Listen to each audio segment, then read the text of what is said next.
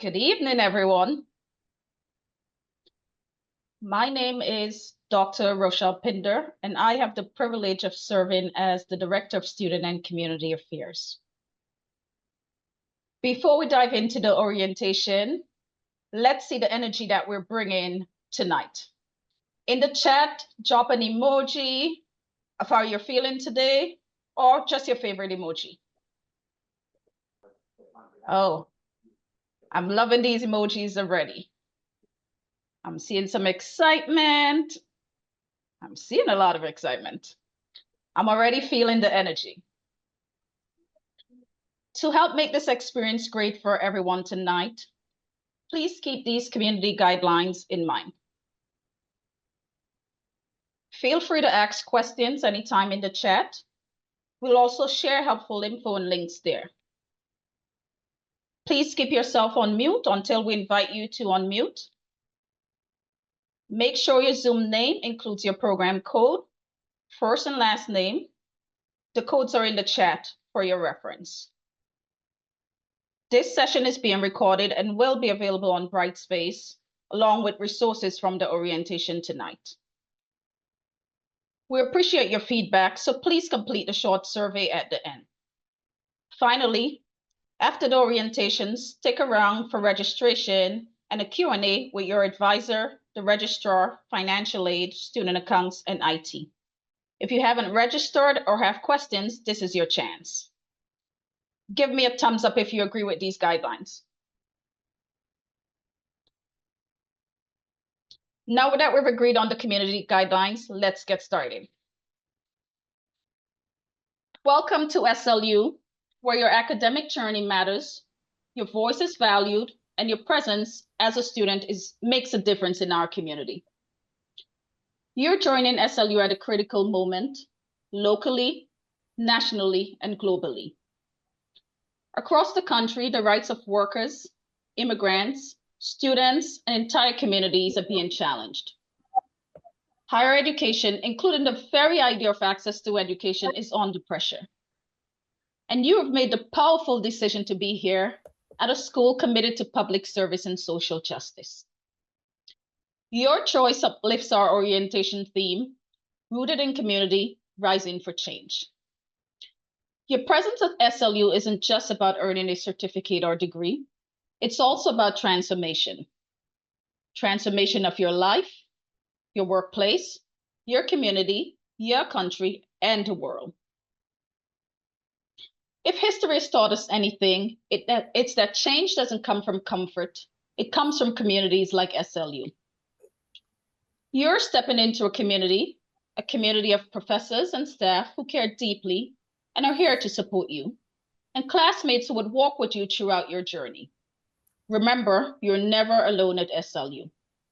So, ask questions with curiosity, ask for help when you need it, connect with your faculty, staff, and peers throughout your time at SLU. Welcome to the SLU family. Let's keep things going with a quick icebreaker so we can get to know each other a bit better. I'll hand it over to my colleague, Michael Gilbert. Welcome, welcome, welcome, everyone. Hello, hello. Please keep the love coming with your emojis as far as showing us how you are feeling is concerned. We are extremely excited to have you. We know that you're traveling in some instances. We may still be in your office. You may be preparing dinner. You're doing all of the things that one would do at this moment to prepare themselves as humanly possible for what you're about to go through for the next couple months, couple years, and so forth. Again, as Dr. Pender just stated, our theme is rooted in community and rising for change. So we are taking your emojis, your time with us today as that you are ready to take this journey with us. And part of that journey will be the following. We're going to take a poll. We have a couple questions for you. We want to have a sense of what you think about these particular topics. And we're going to ask you to answer or reply yes or no. Once we have your reply, then we may ask one or two of you some questions as to what the basis was of your reply. So Aaron, if you can just please put up the directives so that folks can read what we're doing.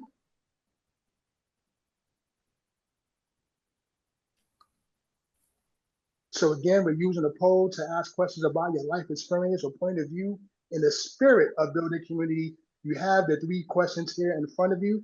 We're going to ask you to take a moment to indicate yes or no under each question. Again, yes or no. Starting now.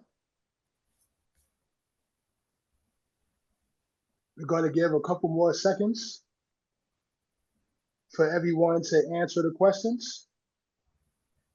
I'm going to count down.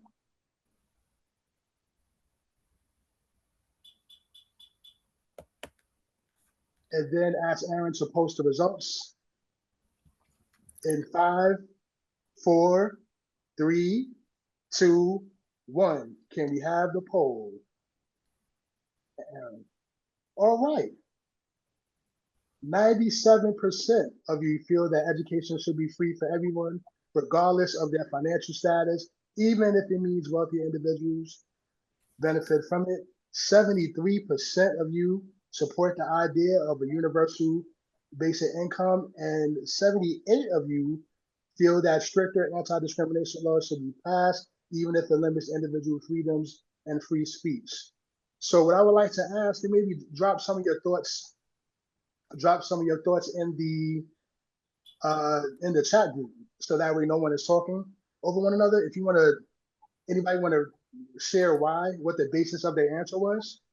Share with us why you support the idea of basic universal income, why you feel there should be stricter anti-discrimination laws, and why you feel education should be free. Feel free to drop your thoughts in the chat group right now, please.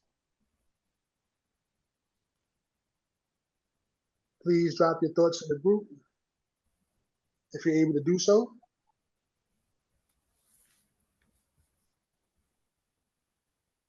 I can't quite see anybody's thoughts at the moment. So what I'm going to ask, maybe I can add someone and they can share their thoughts. Thank you, Austin. Now I see it. Thank you. Thank you. Thank you. So Austin, I'm gonna ask you, why do you feel, please share with us your feelings about education. Yeah, I'm happy to. Hi, everyone. I'm Austin. Nice to meet you all. I was the product of a very strong public education system in California, K through 12, all free. My mother is a public school teacher. We got those union benefits when I had healthcare as a kid, helped us get through that. But I think more importantly, higher education used to be free in this country. The UC system in California used to be free. The CUNY system used to be free. And through tax cuts and austerity, it isn't anymore. And there's no reason why it couldn't be again. Because when we make it free, we make it accessible to all. We make it accessible to all. We don't make it a privilege only for the rich. I think it's really important that we all have access to education, which is one of the reasons I'm really happy to be joining the labor studies program. Absolutely. Austin, I thank you so very much for your thoughts. I thank everybody for posting their points of view in the chat group. I ask all of you to feel free to take a look at the thoughts that you all are having, because some you may agree, some you may not agree. But at the end of the day, keep our theme in mind as you aspire to continue your education, which is rooted in community and change. Because without that point of view throughout your process, then what is your foundation the basis of? What is your foundation the basis of? So keep that in mind throughout your journey. I wish you the best of luck as you go throughout your time with us. And I will now pass the mic back to Dr. Pender. Thanks, Michael. And thanks for all of you for showing our shared values and for respecting each other's differences. Tonight, you're going to meet some of the people who will help you navigate your SLU journey and have a chance to connect with each other. We'll kick things off with presentations from financial aid, who helps make college affordable, student accounts, all things related to your tuition and payment, and the registrar's office, who help to keep your academic record in order. Please welcome Kelsey from the financial aid office. Hi, everyone. My name is Kelsey Whitford. I'm the Associate Director in the Office of Fellowships in Financial Aid. Do we have the slides? Okay. Okay, you can go to the next slide. And the next slide. So I work at the Graduate Center, which the School of Labor and Urban Studies falls under the Graduate Center for financial aid purposes. So we are here as a support and a resource to all SLU students. If you can go to the next slide. So we are really here to assist with the federal financial aid process, which would include the FAFSA. We're here to counsel students on those issues. We're also here to help with any both like federal and state aid, so like things like the Pell or the TAP. We also process any scholarships from SLU. We make sure that financial aid gets applied to the student bill, as well as we provide financial literacy information. And we also verify student aid if you need that for a union reimbursement. You can go to the next slide.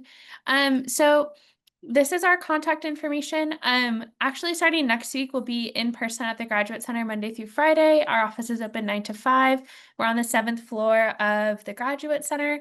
The best way to reach us would be our email, but we also have an online chat.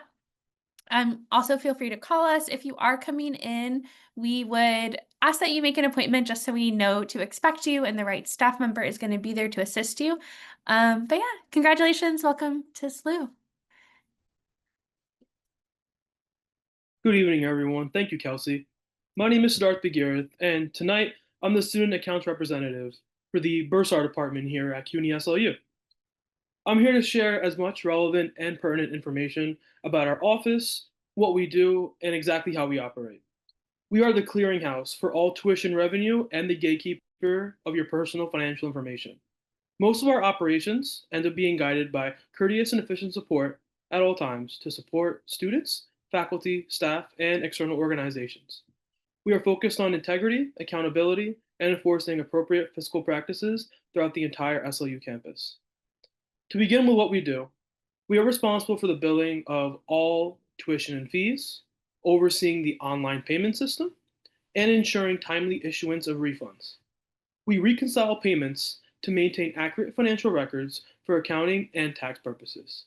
Some of these services that we include at Bursar operations include student billing and payments, third-party billing and payments from unions, payment plans, refunds and direct deposit, as well as 1098-T and 1098-T refunds.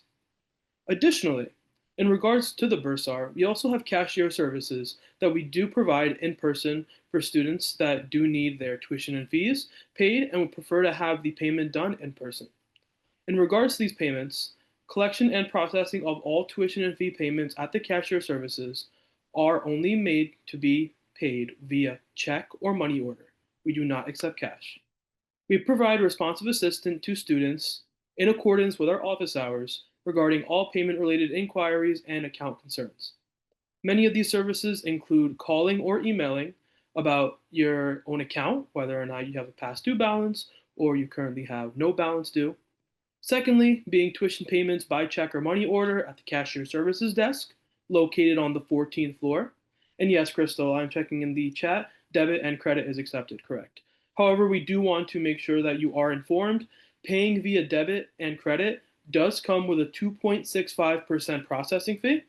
If you pay via e-check, which is the preferred method on CUNY, it would be taken as an ACH, direct deposit, out of your bank account, and paying through your bank account would not have a processing fee of 2.65%. As I was saying. Third, document drop-off. Our drop-off box on days that there is no one located at the cashier services desk on the 14th floor is on the 19th floor. There's a drop-off box there. Fourth, being any department deposits, whether these are deposits that come in from a union or from a union paying for a student's tuition. And lastly, any relevant donations which come from outside donors or donors who are currently employees or affiliated with SLU staff and faculty. Next slide. Additionally, in accordance with the Bursar Department, we also offer scholarships. SLU scholarships disperse institutional scholarship funds to eligible students and serves as the host of the scholarship manager system, providing access and support to all students who are end users. We strive to ensure that SLU scholarship programs are administered equitably. Some of these services include SLU scholarships, grants, and emergency funds when applicable. And lastly, being any help or any assistance you may need in regards to utilizing the scholarship manager system. And next slide. And lastly, in order to contact us, we highly recommend emailing us here at the Bursar, which is bursar@slu.cuny.edu. Secondly, any questions in regards to paying tuition in person or having any inquiry about your account, you're more than welcome to also email us or come see us or call us on the 14th floor. Our phone number is 646-313-8420. We're located here on the 14th floor, offering any help for any student who wants to pay their tuition in person, having any sort of payment in person, or having any sort of ordinary account inquiry. Please keep in mind that all of our office hours are available on the website. And lastly, the SLU scholarships. The scholarships email would be scholarships@slu.cuny.edu. Please keep in mind that the scholarships department does operate on a 24 to 48-hour basis in regards to receiving inquiries from the scholarship department. Thank you, and I'd like to pass it on to the next department.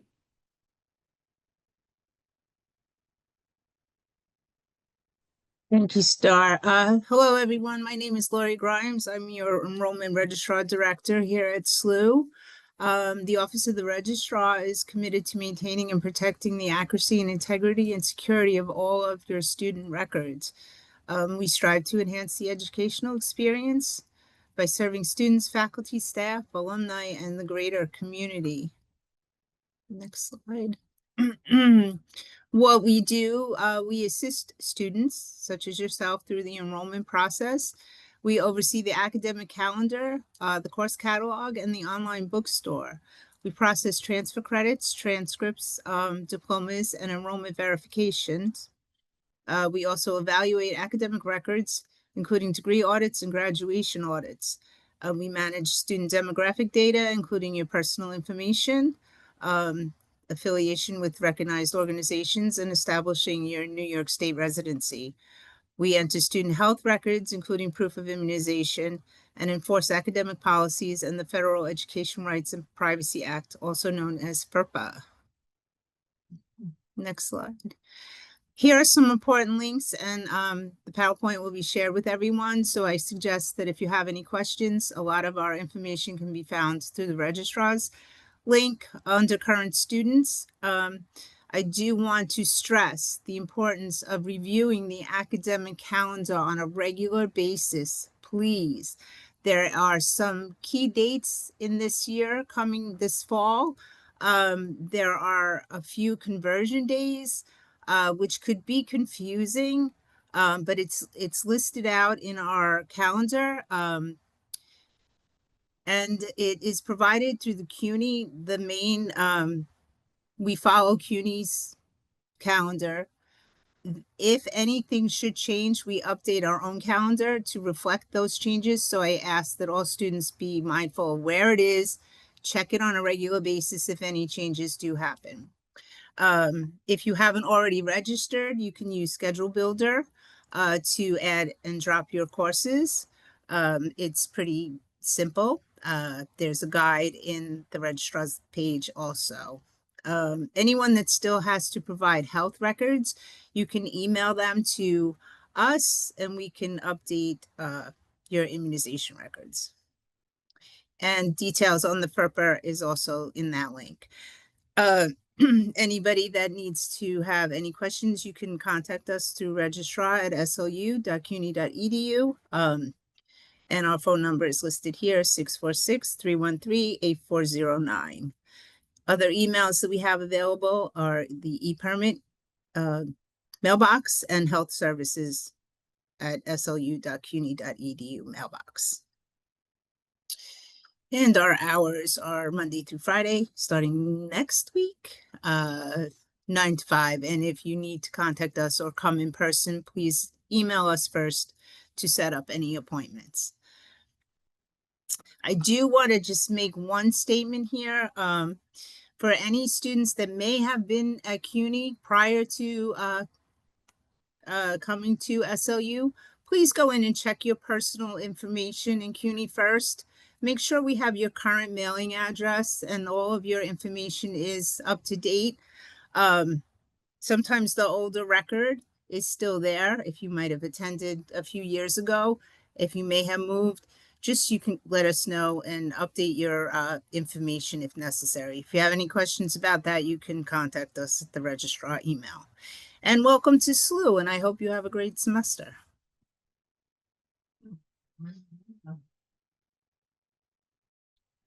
Hello, Now that guys. you've met the teams who help keep your finances and academic records on track, let's meet the IT services team, your go-to place for all things tech support. Thank you, Rochelle.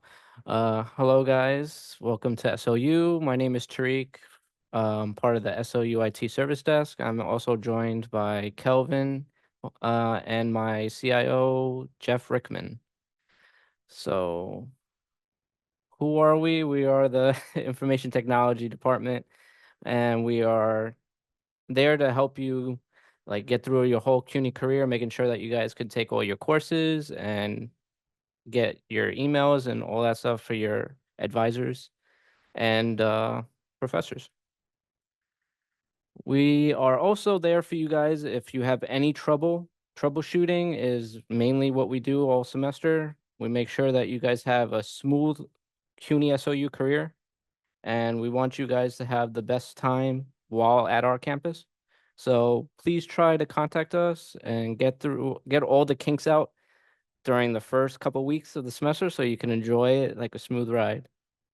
We also prepare AV. We help Aaron, our AV guy, with some public events that you guys may join throughout your career.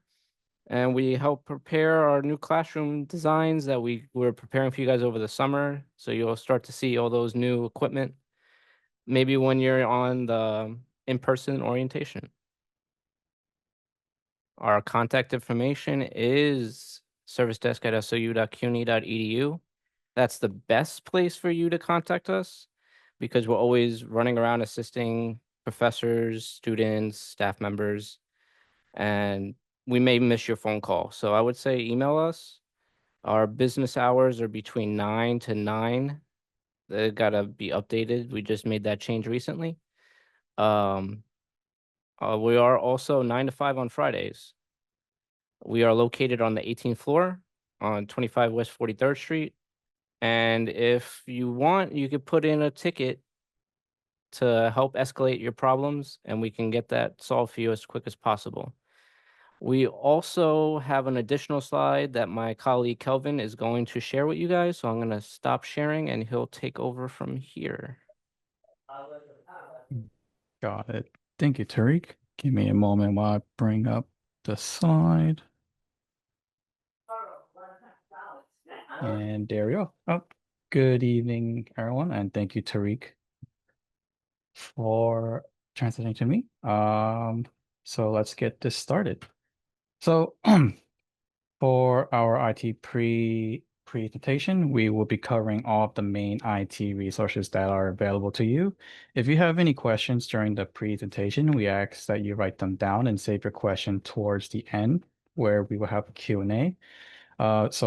We arrange these goals based on how often an average student will need to access a technology resource from top to bottom, but we recognize that everyone's tech needs are different. So the first and the most important slide that we will be starting off with is how to log into your CUNY First and Brightspace accounts. And you will be logging into it very often since it's going to be your main way to access everything you need to do here in CUNY, whether it is verifying and updating your personal information, as our registrar has said earlier, enrolling and completing your course assignments using Schedule Builder, or uploading important documents to the registrar and bursar. Once you sign in, I encourage you to explore your CUNY First account to see what options are available to you so that you know where to go if you need to find additional information or need to submit a document. So to access your CUNY First or Brightspace accounts, you go to that URL or just type in cuny.edu, click login, you sign in with your CUNY First credentials. If you're a new student and you haven't claimed your CUNY First account yet, you will have to click on New User at the login page at the bottom left corner of the page. And you will be seeing this login page very often. Now, when you log into your CUNY First account for the first time, you will be prompted to set up your MFA, which is short for multi-factor authentication, either by clicking on the link when prompted or by entering that link into your preferred web browser. Multi-factor authentication is an extra layer of security to help secure your account and its information from hackers. So for example, it is used by all of the banking companies to secure your financial accounts against online threats. So after you go to that URL, you'll be prompted with a blue looking screen. Just click allow. And then once you get to step 2, you want to click on manage and my authenticator factors tile. And then on the third page, you would click on add authentication factor and then click on mobile authenticator. Here, we use the Microsoft Authenticator app as an example to set up our CUNY login MFA. If you are already using another multi-factor authentication app, you may feel free to continue using it, as the steps are the same in that you're either scanning a QR code or entering a key to set up your MFA. But we also do recommend the Microsoft Authenticator app since it works well with your student email account. So when you're setting up your multi-factor authentication, you want to make sure you want to put in a unique name. In our case, we just put in CUNY login MFA and make sure you're only using alphabet characters. Don't use any special characters because that will prevent your MFA from successfully setting up. On your Microsoft Authenticator app, at the bottom right corner, there should be like a QR code button. If you press on it, it will open up a camera where it will take a picture of the QR code. And then from there, it will start generating a code. And step 6 is the most important part.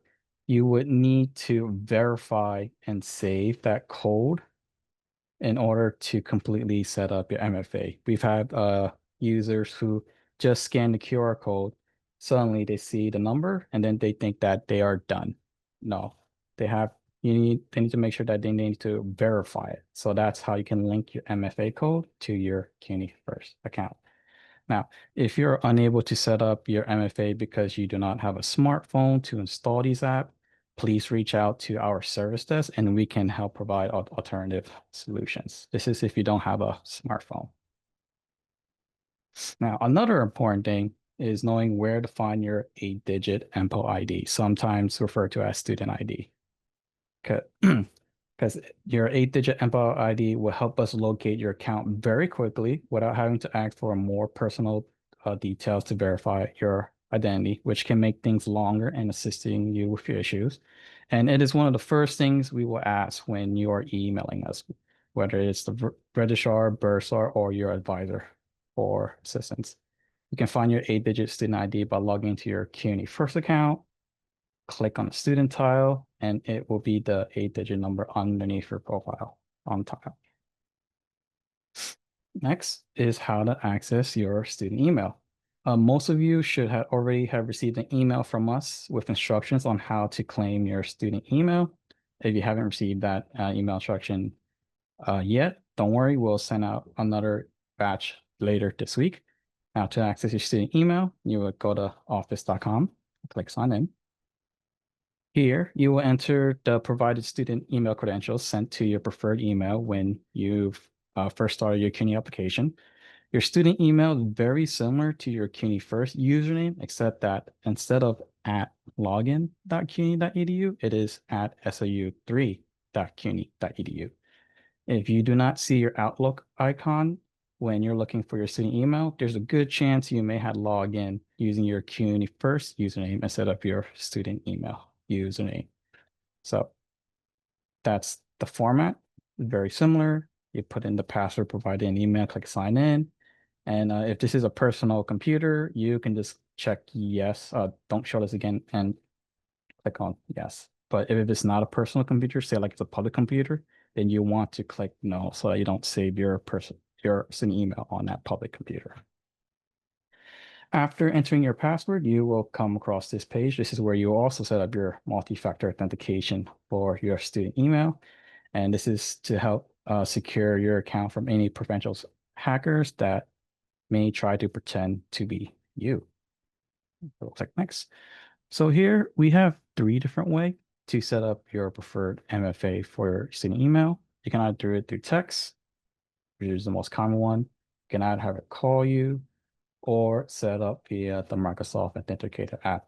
If you're gonna use the Microsoft Authenticator app, we recommend you install the app first before continuing on this screen, or else it's gonna cause some weird issues, in which case you will need to reach out to us for assistance.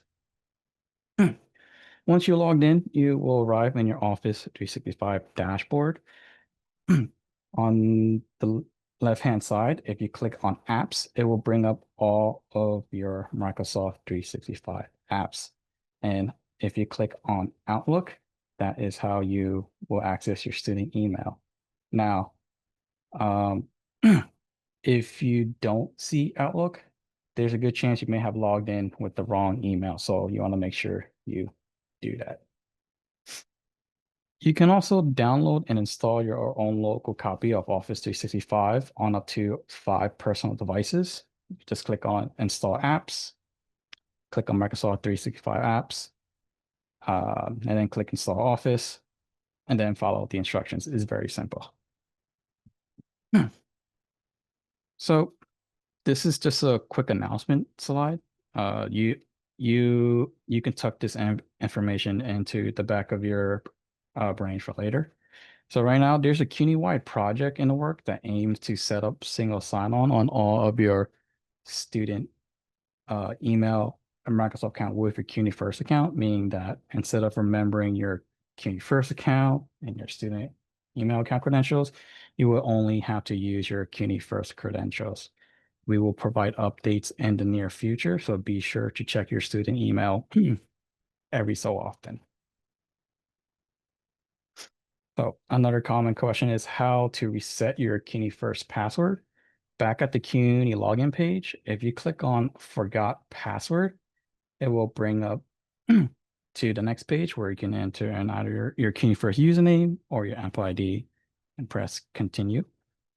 From here, you can answer the 2 security questions that you had set up when you first claim your CUNY First account to get to the last page where you can update and change it to a new password. However, if you do not remember your answers, you can always click on I am unable to remember my answers to receive an email link to your preferred email address with further instructions on how to reset your CUNY First password.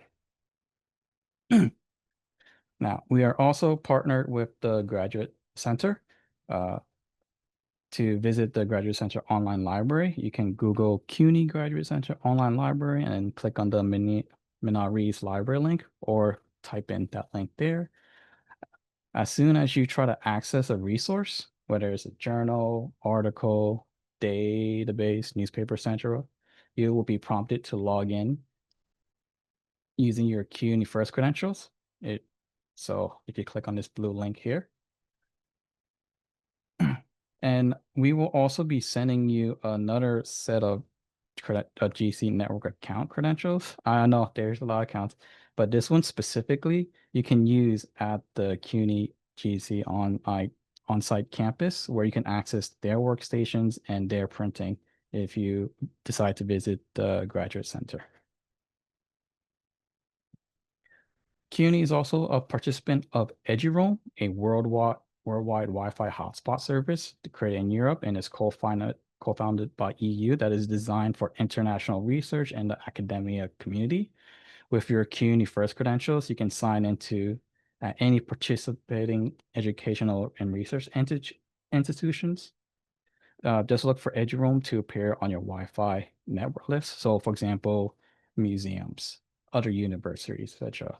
This is a one-time setup. So once you set it up, you're all good to go. Our student lab is located on the 14th and 19th floor for printing. When you print, just wait a few seconds for the pop-up here to show up. And this is where you will enter in your 8-digit MPO ID. If you entered it correctly, you should hear the printer start printing in just a few seconds. Please note that you are allotted 250 pages per semester to print. If you encounter an error message that says something like user account not registered, email our service desk and we will help you with that. If you would like to print from your personal laptop, we will need to install the printer drivers on your laptop. For that, just send an email to us to set up an appointment and let us know what type of laptop you're using. Well, no, we do have a technology on campus for students to use. We're also located on the 19th floor library. And here we have two collaboration tables where you can connect your laptop to the TVs there. Let's say if you're working on a group project or class assignments that need to involve multiple users. And we also have a laptop program for students who need to borrow a laptop to use at home. Currently, we have an iPad, a basic Windows 11 laptop, and a statistical Windows 11 laptop, and they're loaned out on a first come and first served basis. Please note that our laptops can only be borrowed on a semester by semester basis and must be returned by the end of the semester's due date. If you need the laptop for the following semester, it will have to come back to our service desk before the due date, and a new form will have to be filled out. And once you put in the request, please allow us up to a week to prepare your laptop. For students who need access to ADA equipment or software, such as laptops with larger screens and assistive technology, you may go to this website here or scan the QR code to access the website. Once from there, you will click on Student, sign in with your CUNY first credentials, and then you'll click on Accommodation and then Equipment. CUNY also offers a virtual desktop application called a portal that you can use right in your web browser. With your CUNY First credentials, you can log in at the website, cuny.portal.com, launch any of the application on the page or the one that you will be using for class to access your virtual desktop. For first-time users, please wait a few minutes for your profile to be set up. This is a great resource for those who need instant access to a statistical software if their computer is not powerful enough to run those stat programs, and that you do not have to pay or have these softwares installed on your computer. And this all takes place in your web browser, so it's very convenient.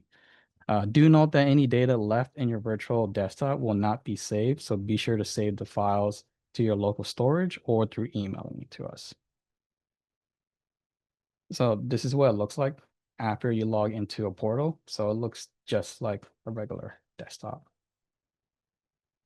And finally, once again, here is our service desk information. We are open Monday to Thursday from 9 to 9 once the semester starts. Fridays from 9 to 5. We are closed on the weekends. Again, the best way to reach out to us is either by email or by submitting a ticket. Our duties often pull us away from our desk, so we may miss your phone call. However, if you send us an email ticket, we can definitely get back to you. With that said, I will turn it back to you, Padraig. Thank you so much. Kelvin and Tariq, our wonderful IT team. My name is Padraig, who I'm the Student Services Manager at SLU. Want to welcome all. Also want to ask you all to jump off and ask us some questions about what has been presented so far this evening. So any brave souls would like to ask a question?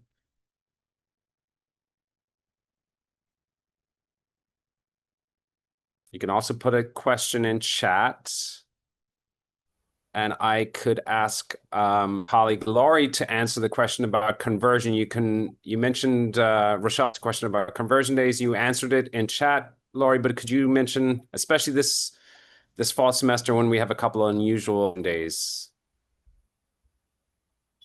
Sure. In the academic calendar, we have several days that there are no classes. in October. For instance, well, September, there's no classes scheduled. September 22nd through the 24th, Monday through Wednesday. October 1st and 2nd, Wednesday through Thursday, there are also no classes scheduled.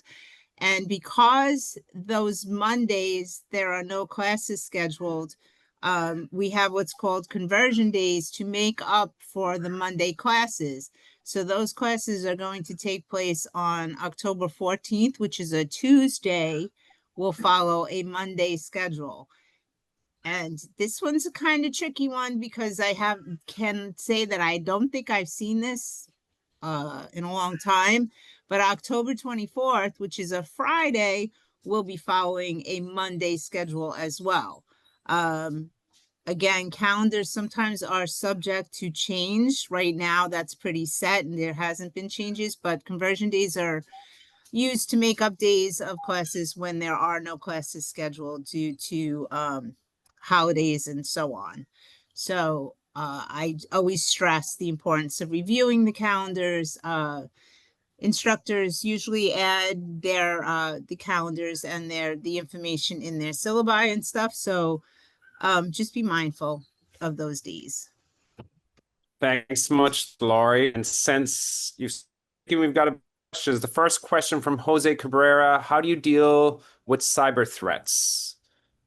Could Representative from I guess I'll take that. So for the student side, your Microsoft account will be monitored by Microsoft. If you get an alert on your Microsoft account, we will reach out to you.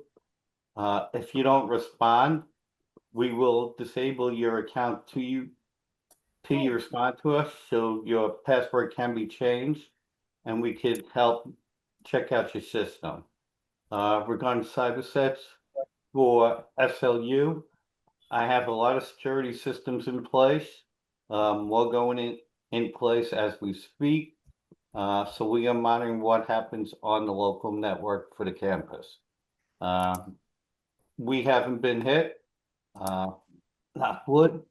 So we're lucky, but I know other campuses have. So we do take cybersecurity very strongly. Also, there's a cybersecurity awareness training that will be on Brightspace. I can't make you take it, but it is something that I believe every person in this room, and I learn something new all the time with it. Take the training every year because things change, and as they try new things, we will update that training. So that is a CUNY-wide training for all the campuses, and the student training is created by students who work with IT to set it up. So those are the ways we protect the campus. Thank you, Jeff. Naylis Lopez has a question around financial aid and certificate students. Kelsey, would you be able to address that? It was about certificate students with Do certificate students not get financial aid? FAFSA decided I was eligible for a loan, but the school did not. Yeah, if you are in a certificate program, you do not qualify for any federal aid, unfortunately. To qualify for federal aid, you do have to be in a degree-seeking program and taking at least 6 credits. So while you may be eligible to fill out the FAFSA and it may give you like an estimate of your financial aid, those are the rules that we have to follow. Thanks, Kelsey. Nicholson Jean asked, is there a way to go over all the resources again on a one-on-one basis? You can meet with your advisor, Nicholson, and you can also arrange an appointment to meet with the IT team or with any department if you wish. If that would be helpful to you, we will also be sharing these resources. This is recorded and it will be shared with you, and we will be sharing other resources in Brightspace. Momita will be talking about it in a little bit. One Juan Garas asks, do we get registration confirmation of our classes enrolled in for fall 2025? Irene, do you mind answering that? It's one of your students. Oh. Or Laura, you can. Yeah, well, I was just gonna say you can check your class enrollment in Schedule Builder, to view your schedule. You can also check it in your CUNY First, Student Center under, your, sorry, what's the title? It's, Course Planning and Enrollment tile, and that will give you, that will show you your current enrollment.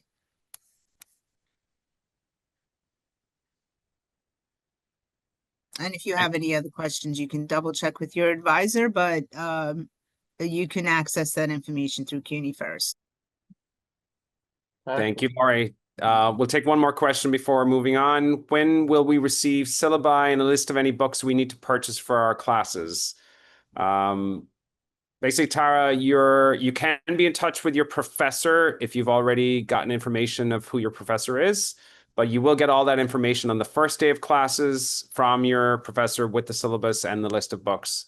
But if you want to be proactive ahead of time, you can be in touch with your professor beforehand. And we will have more time for questions at the end of our session. So plenty of time if people want to, and folks will be answering other questions on the chat as well as they come in. I now want to turn it over to the Manager of Disability Services at the Graduate Center, Claire Wilson, who will talk to you about accommodations, and if you need to request accommodations, how you go about that process. Claire, welcome. Hi. Do you have the slide still, or? Yes. Tariq, do you mind bringing back up the slides? Yeah. I should probably be the next one. Yep. I'm also going to put a flyer in the chat so that everyone can access that. Disability Services is here for both temporary and permanent situations. So if you feel like you should have, if you've had accommodations in the past, if you think you should have accommodations, or even if you are not quite sure, feel free to reach out. We have a new system, CUNY Accommodate, and let me see, I can put that in here. It's on the flyer, but I can also put this in the link in the chat as well. And with that, it streamlines disability services so that you can register with the office, make requests, schedule exams, schedule meetings. That said, you can also always do things the old-fashioned way. And so here on the slide, I've included my contact information. Our office email is disability services. We are located at the grad center, so we're a couple of blocks away, but we do provide services for SLU. So you can reach us at disabilityservices@gc.cuny.edu. You can also check our website at cuny.is/GC Disability Services, and there you can also find a link to the Disability Services portal. Also included our phone number, as well as our CUNY Commons page, which has a wide variety of resources. If you haven't already talked about them yet, there are some great resources at additionally at SLU that our office can only go so far, but there's so many things at SLU that can help you out, including the Learning Center, or the Learning Hub, and the Counseling and Wellness Center. So I believe that you might learn about those a little bit later. But in the meantime, if you need to discuss any disability services, you can reach out to our office. It involves an interactive process that begins with your initiation. And then from there, we can meet, review any documentation you might have, and then start communicating accommodations with any professors. We do maintain confidentiality, so anything that's in your documentation or in discussion is confidential. So when we communicate to either faculty or staff about accommodations, we say that we have documentation on file, and then these are the accommodations. We don't give any specifics unless you would like us to. There's a wide variety of course accommodations that could be appropriate depending on your individual circumstances, but they kind of range from adjustments of time, whether for exams or assignments or to meet milestones, to different tools that you might need, like assistive technology. So there's kind of a wide variety of things. Yeah, so it's always best to reach out to us earlier rather than later. You can make arrangements with us, just have discussions, but then if you need to cancel something, you can. And so even if you just suspect you might need some type of service, feel free to reach out. If you have never had accommodations before, you might not think this applies to you, but this is a community that is the largest, I guess, a marginalized group, and the one that anyone can join at any time. So, just keep that in mind. Even if you have a temporary circumstance, like, like an acute illness, or if you break your wrist or something like that, you can reach out to us too, and we can provide services for that as well. We can help you work with your professors to find arrangements. So just one thing to note, in higher education, it is the student's responsibility to initiate services. So please do reach out even if you just have questions, to see if your circumstances if you should be receiving services. And you can reach out at any time during the semester, but because accommodations are not retroactive, it's always best to make arrangements as early as possible. As soon as you sense you might need something, definitely reach out. And if you decide later that you're doing okay and you don't need anything, then we can kind of, we can back away a little bit. But at the moment, it's always best to reach out as early as possible, because then we can work with you, we can work with the faculty if necessary. We can even work with the Learning Hub or the counseling services to get you the support that you need. Okay, I'm going to pass this back over to Padraig unless people have questions. Thanks so much, Claire. Appreciate you. And thanks for sharing about your services. Also, we would like to now introduce our academic technology manager, Momita Jabir, who will talk to us about our learning management system, Brightspace. Momita. Hi, everyone. Welcome to SLU. Before I start my presentation, if it's okay, I want Steve Fred, if you still have that question, if you want to ask, because I know your hand was raised for a long time. Yeah, thank you. Can you hear me? I was just wondering whether or not we have access to student governments and student clubs, and if not, if we have access to that at another campus. I can answer that. Yes, you do. We have a wonderful student union who will be introducing themselves to the wider new student body next week. So come to the orientation next week on Wednesday, the 20th, and the student union will be there to greet you. They'll talk about student life, and we'll talk more about student life and student services right there. Looking forward to it. Great. Thank you so much. You're welcome. Okay, so I'll get started. So I am the academic technology manager here at SLU. So I, again, work a lot with our learning management system, which is now Brightspace. If you have been in CUNY for a long time, you probably familiar with Blackboard. We still have Blackboard, but after December, that will be, gone forever. So what we have now is Brightspace. That is used for courses as well as the trainings. Our CIO mentioned cybersecurity training, which will be, again, Brightspace. Some other student training will also be on Brightspace, including some orientation resources.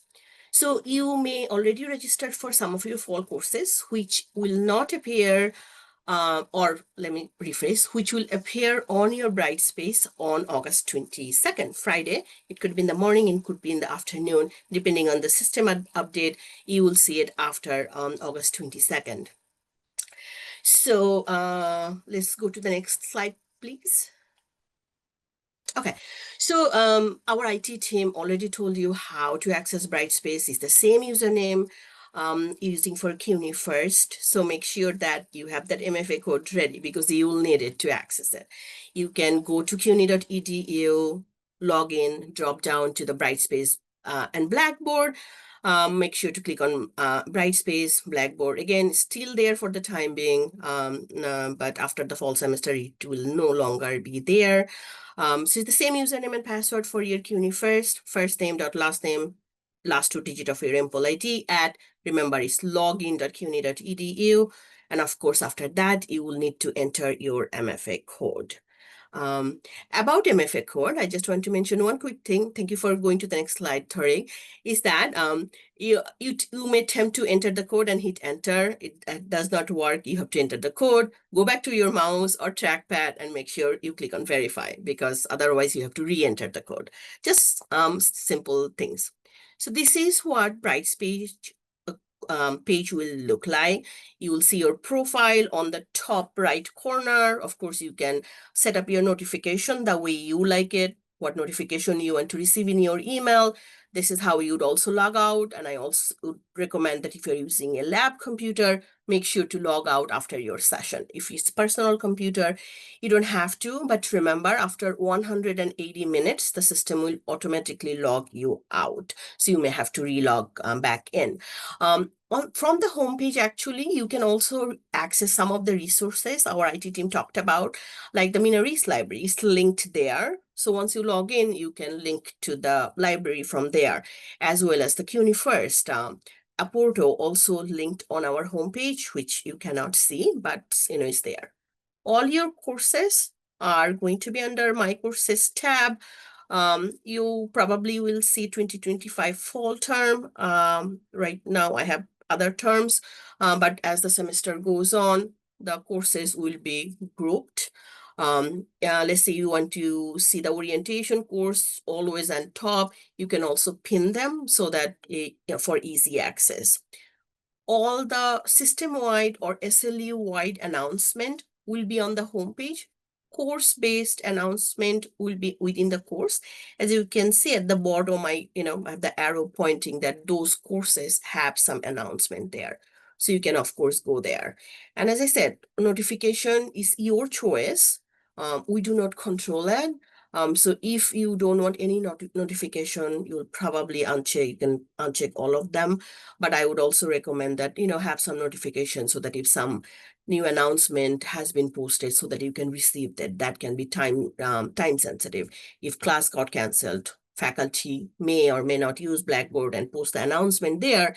But if the announcement is posted via Brightspace, it will automatically go to your email. That way you are notified. You don't have to, let's say, travel to the campus, right? So getting announcement is highly recommended. So if you go to the next slide, please, Tariq. Okay, so what to do at the start of the semester? First thing, which is not included, which is set up your CUNY First username and password, set up your MFA, set up your student email, right? Once you have that done, this part is easy. You log into your Brightspace, again, learn how to log in. There are some, again, these links will be shared. We have a Brightspace learning course. You can go in at your time, at your pace. If you want to learn more about how to do things, accessing this course can help you with that. And this is actually linked to our SLU Brightspace resources. So we have a webpage dedicated to student resources. You can explore that as well. And if you want to change your profile, change your picture, change your notifications as well, I have this guide link again, which will be shared with you. You can do so as well. So now, how to reach out for help, right? So if you cannot access Brightspace at all, then I would say contact the SLU IT Service Desk, right? So that they can see what is happening with your CUNY First username and password.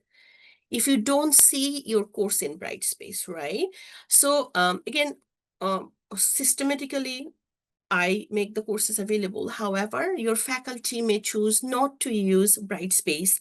They may want to use some other resources, maybe just in-person handouts, right? So it's actually at the end of the day, the instructor's choice whether they will be using Brightspace for their resources or assignment submissions and everything.